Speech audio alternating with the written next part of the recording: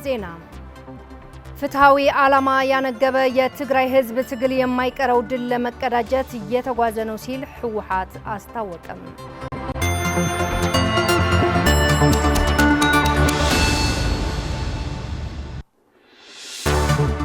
ጆኖሳይዳዊ የአብይ አህመድ አገዛዝ የትግራይን ትምህርት ዘርፍን በጦርነትና በስምምነት ስም ዘርፉን ክፉኛ መጉዳቱ የትግራይ ትምህርት ቢሮ ገለጸም።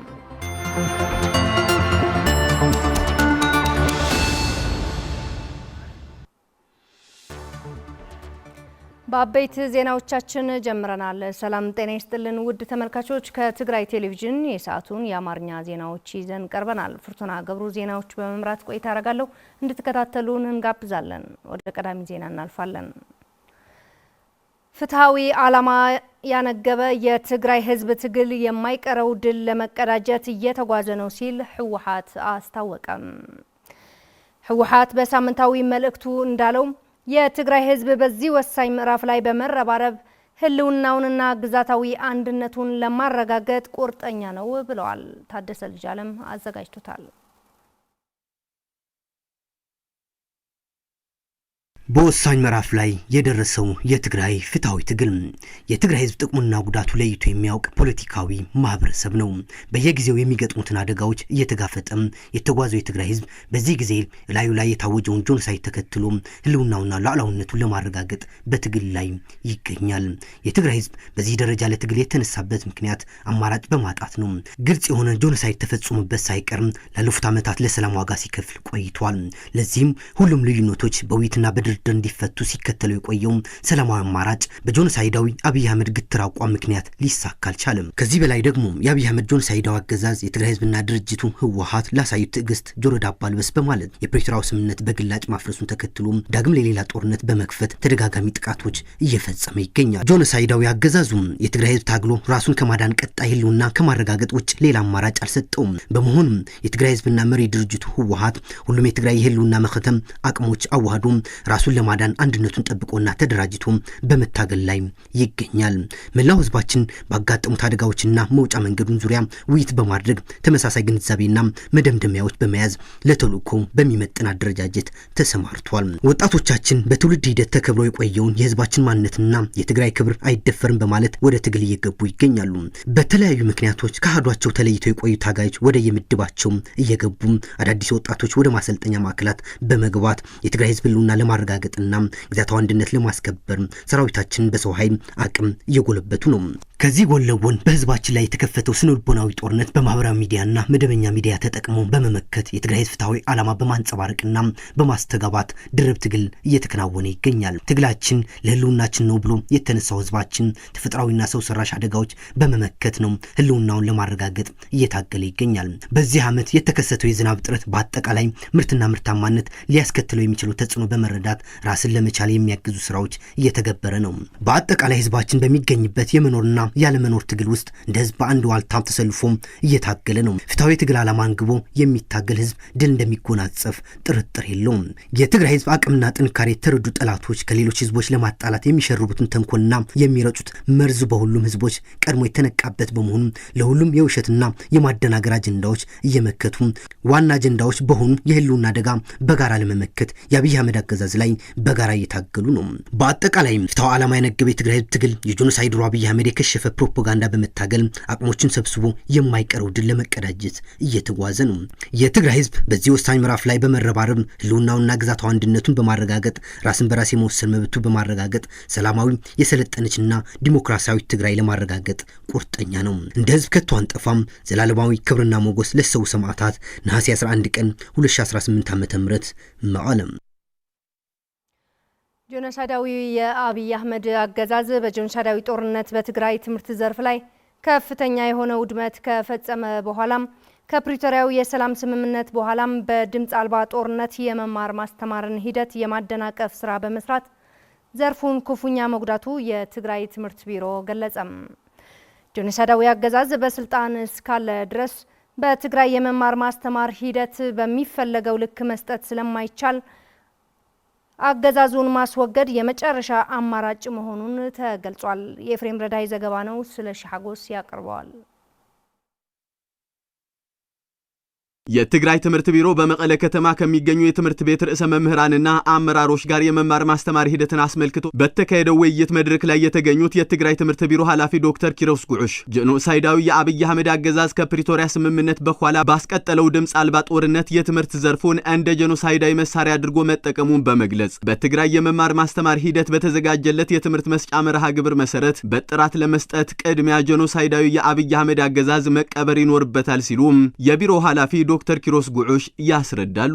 ፕሪቶሪያ ስምምነት ወን ከም ሓደ አካል መፈጸመ ጄኖሳይድ ልከኸምቱ ጥሜት መሳሪያ ጄኖሳይድ ጄኖሳይደሩ የአብይ አህመድ አገዛዝ የፕሪቶሪያው ስምምነት የጄኖሳይድ ማስፈጸሚያ ተጠቅሞበታል። እንደ ረሃብ፣ ጾታዊ ጥቃት፣ የትምህርት ፖሊሲ፣ ጅምላዊ ግድያ በጄኖሳይዳዊ ጦርነት ላይ እንደ ጦር መሳሪያ እንደተጠቀመበት ሁሉም የፕሪቶሪያው ስምምነት ቀጣይ የሆነ ጄኖሳይድ በትምህርት ዘርፍ ላይ ፈጽሟል። ጄኖሳይደሩ አገዛዝ በሰላም ስምምነቱ ላይ ሆኖም በትግራይ ህዝብ ላይ ከባድ ግፍና መከራ ፈጽሟል። የመቀለ ከተማ ከንቲባ አቶ ኃይላይ አረጋዊ ትምህርትን እንደ ጦር መሳሪያ በመጠቀም ትውልድን የማምከን ስራ እየሰራ ያለው ጄኖሳይዳዊ ስርዓት ለአንዴና ለመጨረሻ ጊዜ ለመቅበር የህልውና አደጋ ከገጠማቸው ኃይሎች ጋር በመሆን በሚደረገው ትግል የትግራይ ብሔራዊ ጥቅም ይረጋገጣል በማለት ይገልጻሉ። አፍጥም ህዝነትና ጄኖሳይደሩን ስርዓት ለመቅበር በመናደርገው ትግል የትግራይ ህዝብ ህልውና እንዲቀጥል የህልውና አደጋ የገጠማቸው ሌሎች ኃይሎችን በጋራ ሆነው ለመታገል ጥምረት ፈጥረዋል። ይህ አገዛዙን በአጭር ጊዜ ለመቅበር ያስችላል። የመድረኩ ተሳታፊዎች በበኩላቸው ጄኖሳይዳዊ የአብይ አህመድ አገዛዝ ሳይቀበር የትግራይ ህዝብ ህልውናና ዋስትና ማረጋገጥ እንደማይቻል አስረድተዋል። ቶለሎ ጸገም ይጽንሐለይልና እንድሕርዳ ለመከተና ያኾይና በትምህርት ዘርፍ ላይ ያለውን መሰረታዊ ችግር በማቆየት ጄኖሳይዳዊ ስርዓት ታግለን ካልቀበር ነው እንደ ህዝብም ቢሆን ልንበታተን የምንችልበት እድል ሰፊ ነው። በመሆኑም አገዛዙን መቅበር አለብን። ላይ ስራህ ዝዩ ዝሕና ሀም ዚገና ወጽለና ዝብል የጠላት ዓላማና ግብ እንደ ህዝብ መበታተንና ማጥፋት ነው። እኛ ደግሞ ፈጽሞ ላለመጥፋትና የጠላትን ዓላማ ለማምከን ቆርጠን ተነስተናል። የትግራይ መንግስት የትግራይ ህልውናን ለማስቀጠል ያለውን ኃላፊነት ለመወጣት ጄኖሳይዳዊ የአብይ አህመድ አገዛዝ ግብዓተ መሬት ለመፈጸም የህልውና አደጋ ከገጠማቸው ኃይሎች ጋር የጀመረው ጥምረት አጠናክሮ እንደሚቀጥልበት የትግራይ ትምህርት ቢሮ ኃላፊ ዶክተር ኪሮስ ጉዑሽ አረጋግጠዋል። ምርግጋጽ ለላውነታን ምርግጋጽ አብን ገውረ ቃልስ ዝድግፈና ኃይል በሙሉ ፈታው ህዝብ ትግራይ አብዚ ሓደ ንኸውን ህልውናችን ለማስቀጠልና የትግራይ ግዛት አንድነት ለማረጋገጥ በመናደርገው ትግል የሚደግፉን ሁሉም ኃይሎች የትግራይ ወዳጆች ናቸው። ወዳጅነታችን መሰረት ተደርጎ ከትግራይ መንግስት ጎን በመሰለፍ ጥምረት የፈጠሩት ኃይሎች በከፍተኛ ሁኔታ ተጠናክረዋል። የህልውና አደጋ የተጋረጠባቸው በርካታ ኃይሎችም ጥምረቱን እንዲቀላቀሉ የሚሰሩ ስራዎች ተጠናክረው ይቀጥላሉ።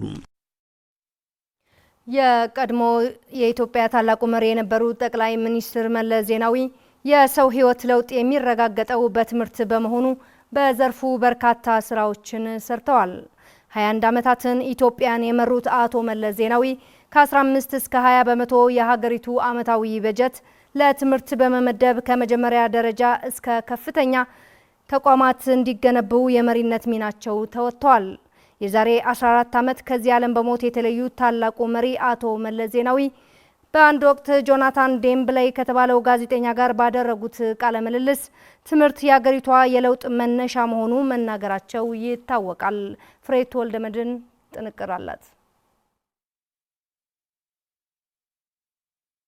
የቀድሞ የኢትዮጵያ ታላቁ መሪ ጠቅላይ ሚኒስትር መለስ ዜናዊ ሀገሪቱን ከ1984 እስከ 2004 በፕሬዝዳንትነትና በጠቅላይ ሚኒስትርነት መርተዋል። በስልጣን ዘመናቸውም የፌዴራሊዝም ስርዓት በመዘርጋት የትምህርት ጤና ተቋማትን በማስፋፋት ታላቁ የኢትዮጵያ ህዳሴ ግድብ ግንባታ የመጀመሪያውን ሀሳብ በማፍለቅና አሰራሩን በመምራት ማቀድና እንዲጀመር አድርገዋል። ከዚህ ባለፈም የፓን አፍሪካኒዝም ሚኒ ማጠናከር ካከናወኗቸው አበይት ስራዎቻቸው በግንባር ቀደምትነት ይጠቀሳሉ። አቶ መለስ ዜናዊ በሀገሪቱ ፖለቲካዊና ህገ መንግስታዊ ስርዓቶችን በማጎናጸፍ የብሔር ብሔረሰቦችን መብት የሚያረጋግጠው የኢትዮጵያ ህገ መንግስት በማጽደቅና የፌዴራሊዝም ስርዓት በመገንባትና በመዘርጋት ዜጎች በእኩልነት የመኖርና የመዳኘት መብትንም ለህዝቦች አጎናጽፈዋል። ከዚህ በተጨማሪም የኢኮኖሚ የመሰረተ ልማት ስራዎችን በሀገሪቱ እንዲስፋፉ በማድረግ የግብርና መር የኢኮኖሚ እድገት ስትራቴጂ በመቅረጽና ተግባራዊ በማድረግ በድህነት የምትታወቀውን ሀገር ስሟ ከመዝገብ እንዲፋቀም አስችለዋል። ከዚህ ባሻገርም በማህበራዊ ልማት ዘርፍ የዩኒቨርሲቲዎች ቁጥር በከፍተኛ ሁኔታ በመጨመር የከፍተኛ የትምህርት ተደራሽነት በማስፋፋት አመርቂ ውጤት እንዲመዘገብ የመሪነት ሚናቸውን ተወጥተዋል። የሰው ህይወት ለውጥ የሚረጋገጠው በትምህርት እንደሆነ በተደጋጋሚ ሲናገሩ የሚደመጡት አቶ መለስ ዜናዊ ከመናገርም ባለፈም ከ15 እስከ 20 በመቶ የሀገሪቷ ዓመታዊ በጀት ለትምህርት በመመደብ ከመጀመሪያ ደረጃ እስከ ከፍተኛ የትምህርት ተቋማት እንዲገነቡ ማስችሏል።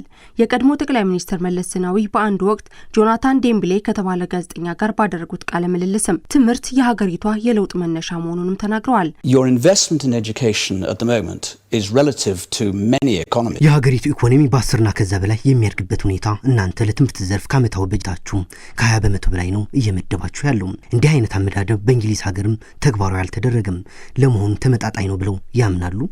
Indeed, we've just begun providing ካሉት ወጪዎቻችን አጣጥመን የትምህርት ዘርፉ እንዲያድግ ማድረጋችን ሌላ አማራጭ ስለሌለን ነው።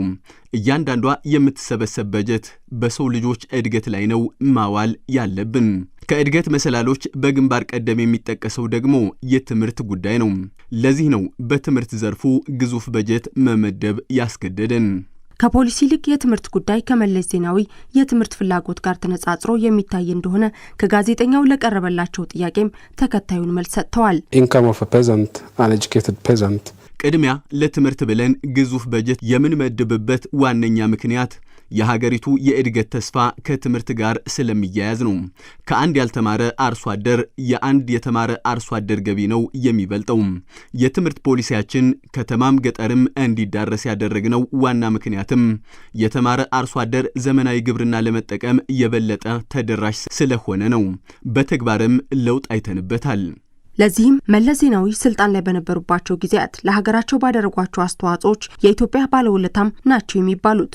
በዚህም ሀገሪቱ እንደርሳቸው ያለ መሪ አግኝታ እንደማታውቅ የተለያዩ ሀገራት መሪዎችና ዲፕሎማቶች በአንደበታቸው ሲመሰክሩ ተደምጠዋል። ታዲያ ሀገሪቷ በአቶ መለስ ዜናዊ መሪነት በትምህርት ዘርፉ ስታስመዘግበው የነበረው አመርቂ ውጤት በጄኖሳይደሩ አብይ አህመድ አገዛዝ ወደ ኋላ እንዲመለስ ሆኗል። የትምህርት ዘርፉን በማሽመድመድ የሀገሪቱ ወጣቶች ብቸኛ የስራ ዕድል ውትድርና እንዲሆን በማድረጉ እንዲሁም ሀገሪቱ የሰላም ልማትና ፍትህ እጦት ምክንያት ወጣቶች ስደትን እንደ ዋነኛ አማራጭ እየተጠቀሙበት ይገኛል።